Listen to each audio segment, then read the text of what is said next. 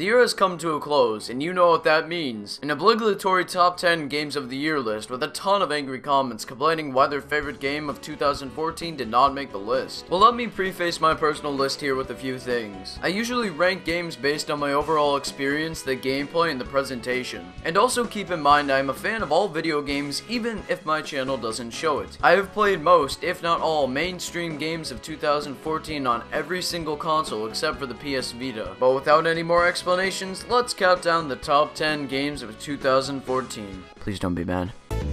Number 10.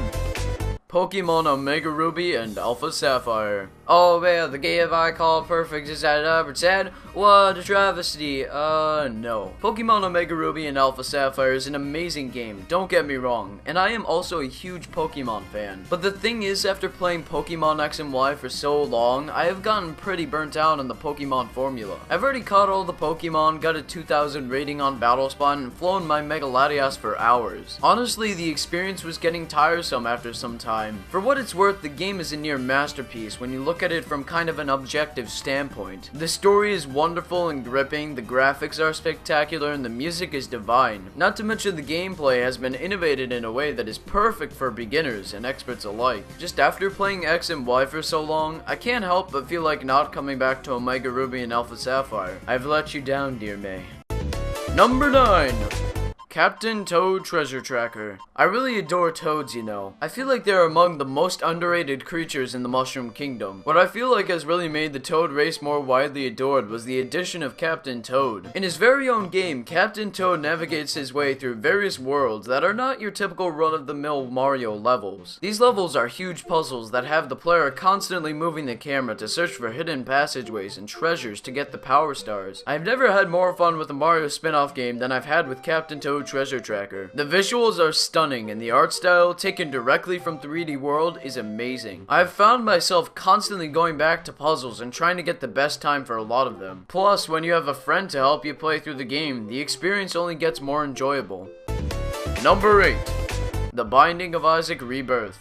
Bet you all didn't expect this one on the list. I mean, after all, this game is just a remake of the original Binding of Isaac, but with some additional features. Nevertheless, I am a huge sucker for roguelike games. When I heard Isaac was getting a remake, I just had to buy it, and I was surprisingly satisfied. This is one of the best dungeon crawler games out there. The music is stellar with some remixes and old songs thrown in, the graphics look decent, and the new rooms and items really sell this experience for me. This is a game that you can play for hours and hours upon end, trying to constantly one-up your last run, which is one of the many reasons why I like this game.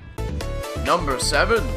Shovel Knight. Oh, why hello there again, Shovel Knight. Remember that top 10 Wii U games of 2014 where I mentioned I'd talk more about you? Well, here we are, and I'm ready to gush about you. You are single-handedly the best indie game that I have ever played. I think I speak for the majority when I also say you are the best 16-bit, or whatever bit, game of all time. The shovel mechanics inspired by Zelda 2 and other retro games work really well, and the way Shovel Knight moves just feels right. Additionally, the story of Shovel Knight on a quest to save his beloved Shield Knight is compelling, and those scenes where you must catch a falling Shield Knight exemplifies how much Shovel Knight cares about her. You are constantly reminded how imperative Shield Knight is, and when you get to the end of the game, your heart rejoices for something that doesn't happen. Or maybe it does. I don't know. Oh, and the presentation is marvelous. These high-resolution 16-bit visuals are stunning, and the music is divine. Shovel Knight is just really good. I guess you could say I'm really... Nope, no more memes. Sorry.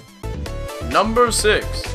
South Park: The Stick of Truth. I am no South Park fan, and honestly I've never seen one episode from the show, but when I heard a lot of great things about The Stick of Truth, I decided to pick it up at the autumn Steam sale. And let me just say, I was a fool not to pick this game up sooner when it launched. Sure, a large majority is raunchy and inappropriate for what I'm used to, but I still found a lot of fun in this game. Looking at The Stick of Truth from purely a gameplay perspective, it is fantastic. It has one of the greatest RPG styles of all the games that I have played. The different moves are ridiculous, and so are a lot of the classes and abilities, which make the gameplay more interesting. It seems really refined, and the sort of quick-time actions keep you engulfed in the experience. The South Park art style, which I already love despite never seeing the show, is implemented here as well, and the music, ranging from some songs that I imagine are from the show and other new ones, is quite entertaining. In addition, the story has one of the most amazing endings of all time, and it is really engaging overall.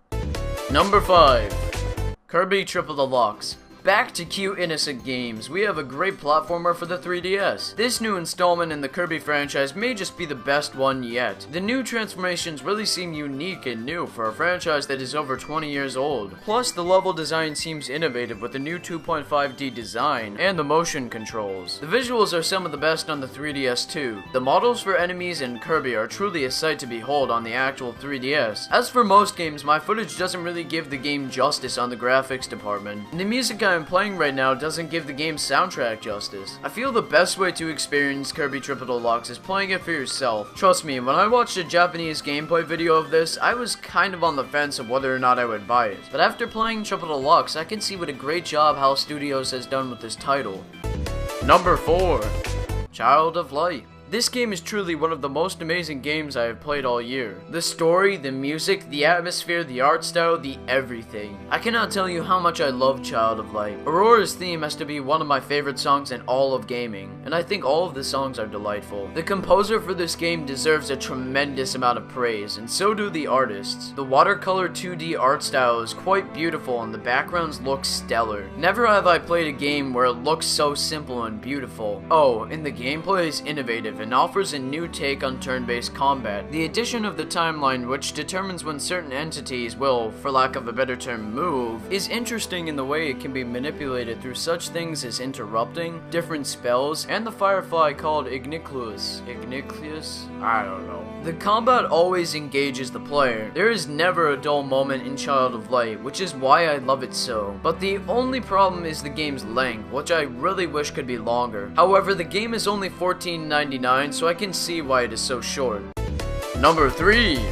Bayonetta 2. Bayonetta 2 is one of the most critically acclaimed games on the Wii U, and rightfully so. This is the best action game of all time. The controls are tight and responsive. Due to the great combo system, never did I get bored of demolishing countless hordes of angels and demons. Speaking of the combat, this is one of the few action games where button mashing simply doesn't work. You rely on your skill with dodging and entering witch time to successfully take down bosses and tougher enemies. If you spam the same move, you get punished for it. This is not an easy game, and that is one of the many reasons why I adore Bayonetta 2. Adding to the stellar combat system is the way the game is presented. These are some of the best, if not the best, graphics on the Wii U. The textures appear polished and refined, and the backgrounds are a joy to look at. Like many other games on this list, the story is well written and the dialogue among characters are voiced by great performers. The ending may not be as enormous or spontaneous as the previous title, but it's still satisfying to land that final kick on an annoying boss at the end.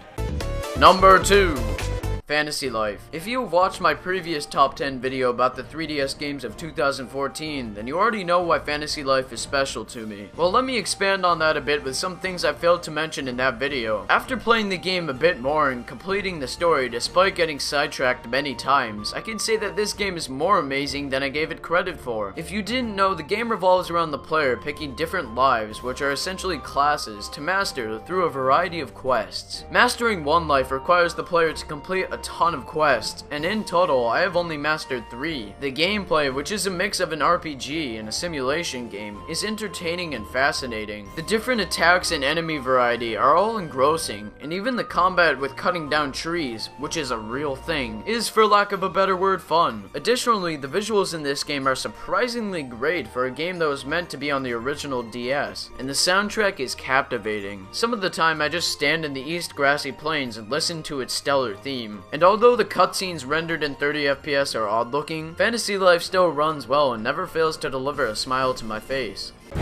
Number 1! Donkey Kong Country Tropical Freeze. I bet a lot of you saw this coming, but I feel like this game deserves the spotlight. In the midst of watching a ton of videos similar to mine, I have seen a lot of people fail to mention Donkey Kong Tropical Freeze. After the game came out, I feel like a lot of people seem to ignore it and move on to other mainstream titles. Despite all this, the game remains to be the best 2D platformer I've ever played in my years of gaming. The acceleration of the Donk and the way he moves are fitting for a giant ape. With the addition of the rolls, the minecart levels, cranky Donkey, Dixie, and Diddy Kong, the game is jam-packed with different methods of transportation, all of which feel great to play with. Each level feels distinct and always keeps you on the tip of your toes. Never do you want to slow down or pause the game because Tropical Freeze captivates you to the point of never wanting to put the game down. I found myself spending a lot of time in just one level, searching every pixel for that last puzzle piece because let's face it, the Kong letters are easy to uncover. Collecting all the puzzle pieces and getting art is rewarding, and facing the K levels after getting all the Kong letters in a certain world is a true test of patience, commitment, and skill, which is something this game teaches players over time. Tropical Freeze may just be one of the most difficult games I have ever played, and as I progressed, I could see myself getting better at the game, and not overcompensating with jumps, but being more patient and confident. On top of the stellar gameplay, the game's visuals are breathtaking. The models for the Kongs are amazing, and the enemy design is unique. In every level as the enemies changed, I feel ashamed to kill such beautiful creatures. Oh, and the worlds are visually impressive as well. The high polygon count, the stunning textures, and the pseudo-realistic cartoonish art style are lovely. And let's not forget the music, which is perhaps my favorite soundtrack of all time. The new songs and remixes composed by the great David Wise are exceptional. These are tracks that I loop on a regular basis to write papers and do homework. This game is something that you really need to experience to see why it is the best game of 2014. And I'm sure if you have played Donkey Kong Country Tropical Freeze, you know why I love it so much.